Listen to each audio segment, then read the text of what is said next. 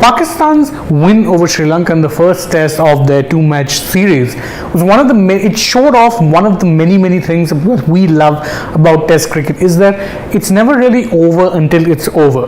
This was obviously a thrilling match to witness from start to finish, and there were numerous turning points. In fact, any of the two teams could have very easily emerged victorious, and if you had to be picking one team who would be favourite to win the match at the end of the first day, you would probably not have picked Pakistan. Such was the position that Sri Lanka had actually found themselves in.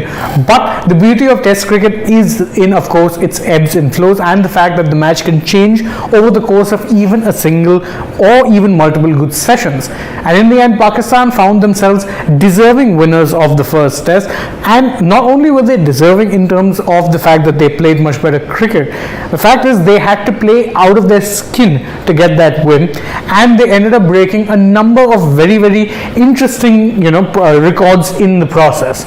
Now obviously this is you can see their second biggest run chase in terms of the number of runs they had to get in the fourth innings for them to actually register a win. Interestingly, Pakistan's biggest test win in terms of chasing down a successful total also came in Sri Lanka, but of course that came in Galle in 2015. This is their second highest run total which they've chased down, and it took quite a bit of resilience, and it was a show of attrition from their batsmen, because the pitch might have seemed easy at first, but it was pretty apparent that the spinners were getting plenty of assistance, and the match really could have gone either way. And don't forget, there was also a last minute rain interruption that could have scuppered their plans and undone all of their hard work had the rain showers actually ended up lasting much longer. Luckily for them, this wasn't really the case, and they ended up registering, as you can see, their second biggest run chase in history. Of course, the other three or four are also mentioned here, but this one will really stand out in terms of the way they managed to get about things, and it will also stand out for another reason that we will be coming to shortly. But the other thing that is worth noting is that this is the highest run chase in Galle itself.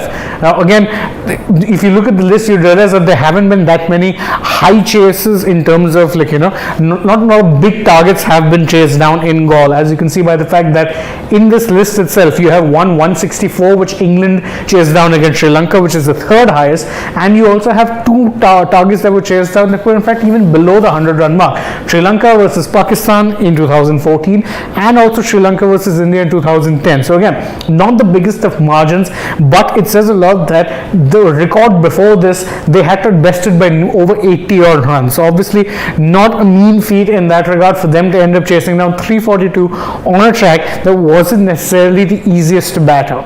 Now obviously you could say that a lot of the credit here goes to just one man, and that is of course Abdullah Shafiq. Now Abdullah Shafiq did not look like a youngster out there when he was batting.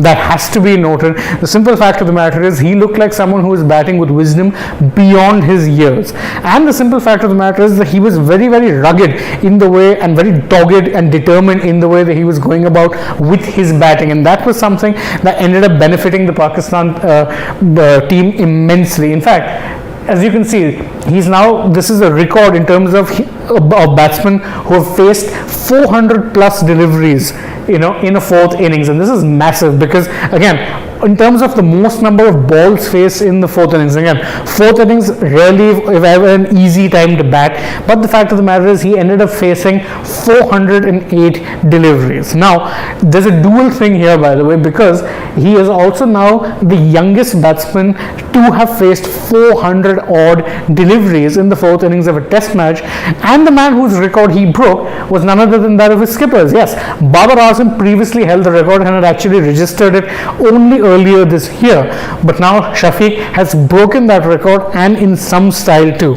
Now of course this is not the only thing when it comes to the records that Shafiq ended up breaking, because again, he's up there in terms of the second highest score in a test in Sri Lanka. Is the second highest score that has been scored in the fourth innings.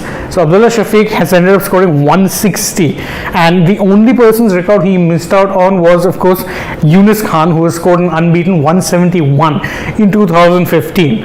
Of course, the fact that he didn't end up getting this record takes absolutely nothing away from the fact that it was a phenomenal show with the bat from young Shafiq, and doubtless many people would be keeping an eye on him in subsequent test matches. In fact, even in the second test of this particular series that is going to be happening, there's going to be a lot of eyes on this young man, and quite frankly you can understand why. It was an absolutely brilliant show from him. Not only did he end up getting a nice 100, he also blunted the attack when it came to the Sri Lankan team. Of course, Sri Lanka will do themselves a little bit unlucky that they couldn't quite get the required wickets, but the simple fact is you have to give credit where it was due, and Abdullah Shafiq in particular held up one side of the innings beautifully for Pakistan.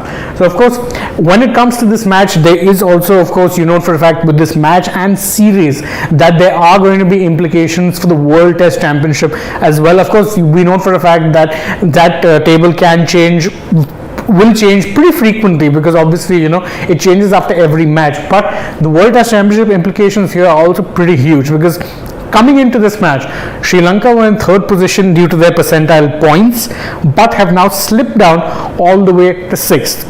Who exactly has taken their place in third position? Well, none other than Pakistan, who ended up winning this test match. So obviously, big boost for the Pakistani team as well in terms of their positioning in the World Test Championship table.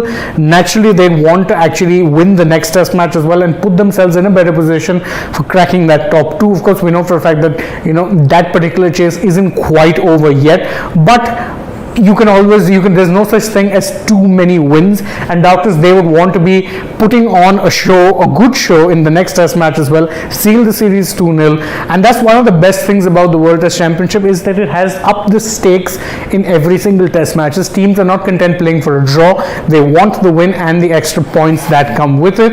Will the second test match be as exciting as this one? Well, I don't know for sure, but really you can let us know in the comments below if you think that that's going to be the case. I am bringing this particular video to an end. Thank you all so much for joining us.